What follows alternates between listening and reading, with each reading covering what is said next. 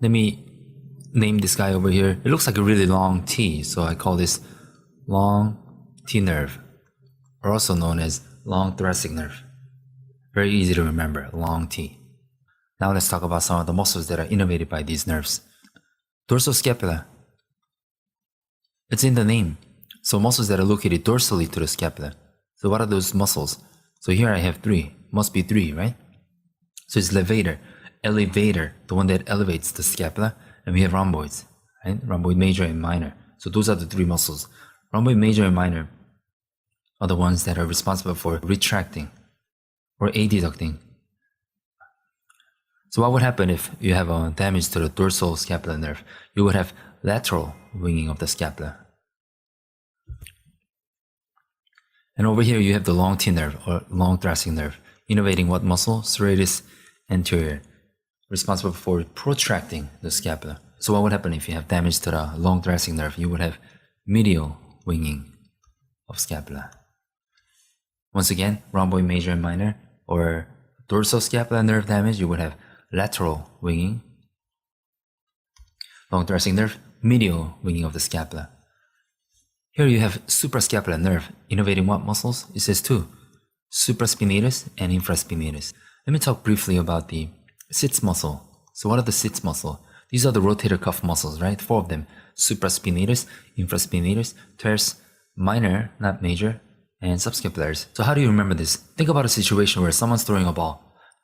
You have to abduct the shoulder and externally rotate, and then internally rotate the shoulder. Supraspinatus, right? The first 15 degrees of shoulder abduction. Infraspinatus and teres minor, external rotation of the shoulder, and then subscapularis, internal rotation of the shoulder. And then here you have the nerve to subclavius, innervating subclavius muscle, which depresses the clavicle and elevates the first rib. Lateral pectoral nerve, pectoralis major, only the major, not the minor. And here you have the medial pectoral nerve, innervating both pectoralis major and pectoralis minor. Pectoralis major flexes the shoulder, adduct, and then internally rotate the shoulder. You have medial antebrachial cutaneous, which innervates the middle anterior part of the arm, and also medial brachial cutaneous, which provides sensory supply to the medial aspect of the upper extremity.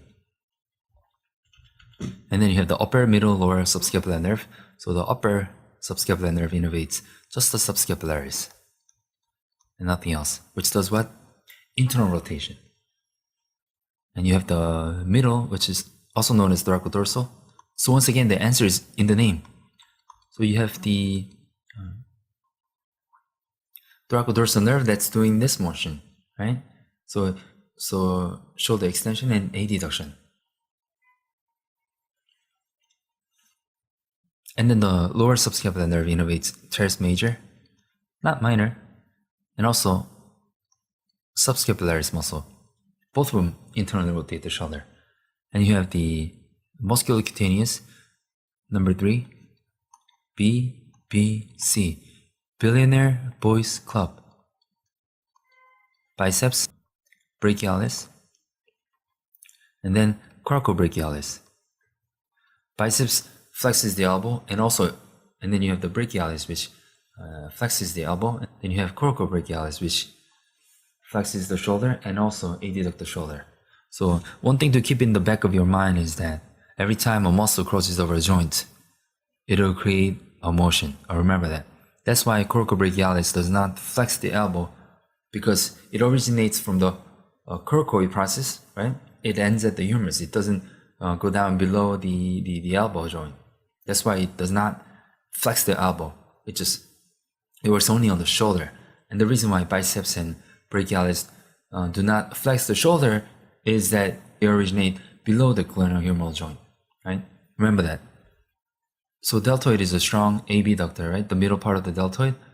And I use that to kind of bundle this up together. Supraspinatus is part of the rotator cuff muscles. So that way I remember that this is teres minor, which is one of the rotator cuff muscles. Here you have the radial nerve.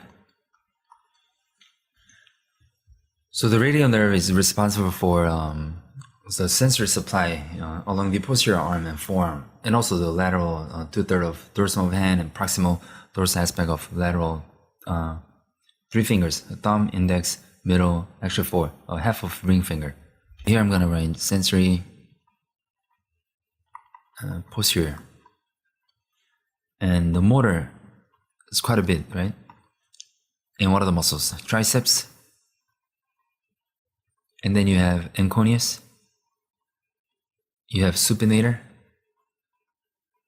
Extensor carpi radialis, longus and brevis. You have extensor carpi ulnaris, extensor digitorum, extensor pollicis, longus and brevis, extensor indicis, extensor digitum minimi, and abductor pollicis longus. So those are the muscles. How about the median nerve?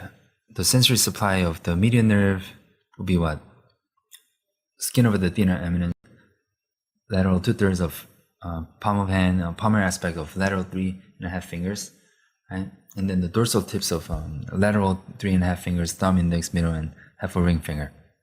So the motor supply of median nerve would be pretty much all of the muscles in the anterior compartment of forearm, except flexor, carpi ulnaris, and the medial 2 parts of the flexor digitorum profundus. So what are the muscles? Pronator teres, pronator quadratus, flexor carpi radialis, palmaris longus, flexor digitorum superficialis, and then you have the lateral 2 parts of the flexor digitorum profundus. The median nerves that are innervating the hand muscles are the Loaf muscles, L-O-A-F.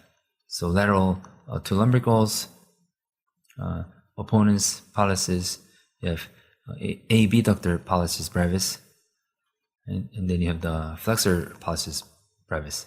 So sensory supply of the ulnar nerve would be hypothenar eminence, medial 1/3 palm of hand, palmar aspect of lateral 1.5 fingers, and medial 1/3 of dorsal of hand, and dorsal aspect of the little finger and half of ring finger. Motor supply. So what are the motor supply? You have the 2 muscles that I mentioned earlier, right, in the anterior compartment of forearm that are innervated by the ulnar nerve, and these are flexor carpi ulnaris and medial 2 parts of the flexor digitorum profundus. The ulnar nerve is responsible for motor supply in most of the intrinsic muscles of the hand. Hila, muscles that are in the hypothenar eminence, which are opponens digitum minimi. You have the flexor digitum minimi brevis, and then abductor digitum minimi. And you have the interossei. Remember pad, tab, so the palmar interossei, adduct, and dorsal interossei, abduct. And you have the medial, once again, 2 lumbricals, right? Lumbricals are the ones that are making the L shape, which flex the MCP joint and also extend the IP joint in the ring and little finger. And you have the adductor pollicis, which adducts the thumb. And that's it. Thank you for watching this video. I hope you guys find this video helpful.